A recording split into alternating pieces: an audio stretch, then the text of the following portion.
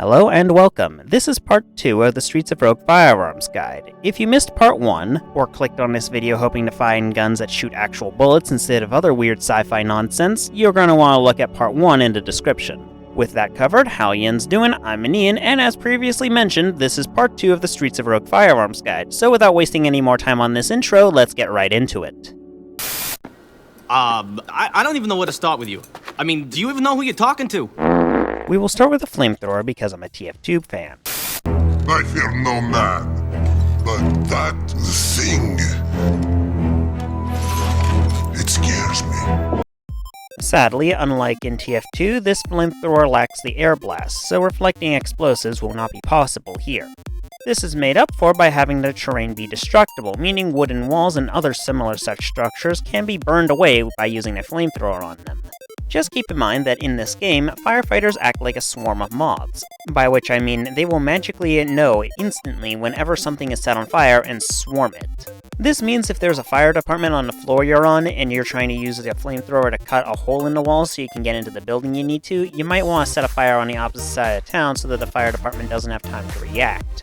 You can also use the flamethrower to ignite grills. This means that you don't need to go looking for a lighter if you want to use the grills in the parks or uptown areas of the game in order to upgrade your food items into hot food to enhance their healing properties. Also keep in mind that the accuracy and damage of the flamethrower is determined by your firearm stat. If your firearm attribute is rather high, it will work exactly as you think it will and shoot a straight line of fire out and destroy everything in your way.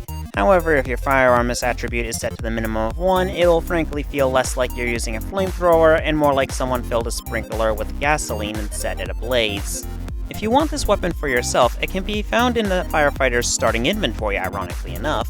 But if you're playing a character that doesn't start with this weapon, your best bet will be to simply start looting the safes and chests that naturally spawn with the buildings on all the floors, since it has a chance of spawning in those. It can also be found as a mission reward, but that can be said about literally any item in the game, to be honest. Speaking of transitions, let's move on to the next weapon, shall we? The freeze ray does exactly what the name implies. It freezes foes in place. If you want one of these for yourself, it can be acquired from mission rewards as well as found in the starting inventory of the scientist character. While on the surface this weapon seems like something you would just use to stop enemies from chasing after you as you run away, that's just skimming the surface of what this tool is capable of. When used in combination with the other items in the inventory, this can easily be one of, if not the most powerful weapons in the entire game. This is because all opponents who are frozen by your freeze ray receive bonus damage from all sources whilst frozen. This means when frozen, many enemies that would otherwise take several hits to kill can easily be killed in one clean swing of your axe, shotgun, or whatever else you feel like using at the time, honestly. But if that sounds too basic and boring, don't worry. Depending on where you are when you're freezing someone, you have alternatives, such as using the ghost gibber to push them into a bottomless pit. Or if you're on a conveyor belt somewhere, you can just have the map do that part for you instead of using a ghost gibber entirely. There's only 2 real downsides to the freeze ray whatsoever. The first and most important thing you need to keep in mind is that opponents that you freeze with this gun won't stay frozen forever. Given enough time, they will thaw out, and they will still be hostile to you when that happens, so it's something you need to account for if you decide to simply freeze someone and run. The second major drawback to this gun is its limited ammo pool, containing only 10 shots before you need to find more ammo. This is a particularly big problem compared to many other guns, since NPCs don't carry this weapon whatsoever, meaning you'll have to rely on ammo dispensers or kill ammunizers in order to restock your ammo pool whatsoever. A problem shared with the next weapon on this list. The shrink ray, as the name implies, shrinks the target into an easy-to-crush mini version of themselves. This means that with a high speed stat, or just by shooting this thing at point blank whilst walking over them, you can instantly crush just about anyone with this gun. But even if you personally fail to crush the opponent you were shrinking with this gun, don't worry. The sudden shrinking of their everything will cause the NPC in question to run away in fear, which in most cases will be good enough for your short-term needs. And if you're lucky, it is entirely possible for the NPC you shrank with this gun to get run over by someone rounding the corner unaware of their existence. All of this combined means the shrink ray is a very powerful weapon, but it's important to keep in mind of its shortcomings. First and foremost, keep in mind that the shrink ray's effects are temporary. Given enough time, they will revert to their original size. And once this happens, they will be hostile towards you, so make sure that if you are going to shrink someone and not immediately kill them, that you're not going to be in the building that you shrank them in soon after. Another thing to consider is that your ammo pool is extremely limited, even more so than the freeze ray. This is because the shrink ray only has 8 shots in its clip before you need to find more ammo, whilst the freeze ray has 10. And just like with the freeze ray, NPCs don't carry this armament whatsoever. This means you have to rely on ammo dispensers or other creative means of restocking your ammo, since unlike with the pistol and shotgun, you can't just loot NPCs' corpses after you kill them in order to resupply your ammo whatsoever. No, the ammo scavenger trait will not help you in this regard, because in order for that trait to do anything, you need to find an instance of the gun you want to get ammo from in the first place, and as previously mentioned, you will not be finding this gun spawning naturally from NPCs whatsoever. Moving on to less potentially lethal weapons, the Taser is a starting item for the Slave Master and can only hurt foes who are wet. Oh my. No, not like that, I meant like swimming in a pool or standing in a puddle, you pervs. As for what this gun actually does, it electrocutes foes in place temporarily, freezing them in place similar to the freeze ray, except you don't get bonus damage against people under its effect. This makes the Taser especially useful for players who are playing as cops or slave masters, since it'll allow you an opening to make it easier for you to arrest or enslave NPCs, respectively. Interestingly, the Taser doesn't require ammo in any capacity. Instead, its uses are based on a cooldown system, where you must wait a few seconds before you can fire this weapon again. This means while it is impossible to run out of ammo for your Taser, it's also impossible to use it to deal with large groups of enemies. However, if you're truly interested in dealing with opponents in a non-lethal fashion with a firearm, I strongly recommend using the tranquilizer gun instead. The tranquilizer gun is a starting weapon for the Doctor, and is the only weapon aside from their own bare fists and the special ability of the chloroform hanky that they are capable of using whatsoever. As for what it does, it silently fires a dart.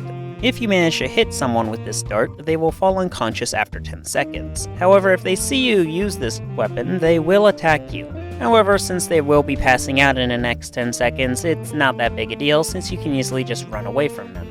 Still, since this is a silent firearm, as long as you don't have line of sight, you won't need to worry about that whatsoever. This makes the tranquilizer gun unquestionably the most powerful weapon for any stealth-oriented character.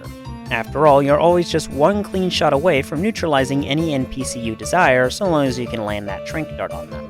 And if no one saw you fire the gun, they won't be able to trace it back to you whatsoever. But if you want to be able to do stuff even more powerful than that, and are willing to sacrifice a little bit of consistency in order to get it, there is one weapon that can be considered far superior to the trank gun.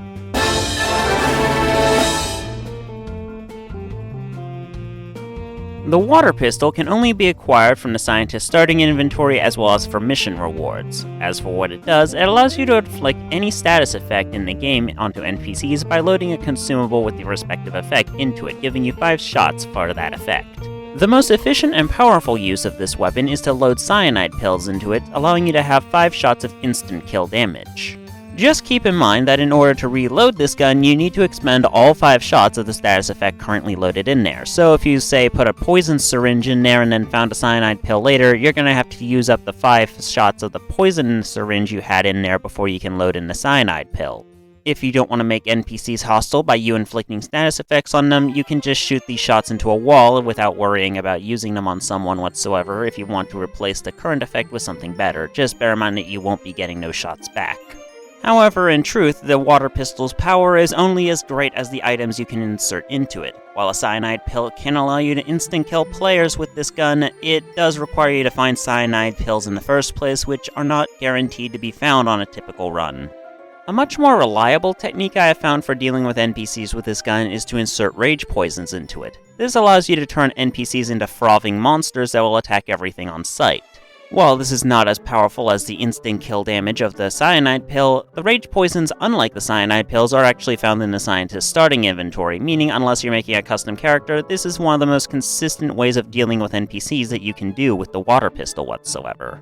And if you are deciding to make a custom character with this weapon, I strongly recommend grabbing the Drug-a-Lug trait. This will allow you to know what the syringes do before you start using them on people, so you'll know which ones you want to stick into your foes and which ones you want to stick into yourself.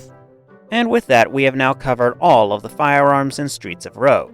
If you're disappointed about me not covering the pistol, shotgun, or any of the other more conventional firearms in this video, please consult part 1 in the description. With that said, I've been Ian, you have been you, and I thank you for being so. I wouldn't have it any other way.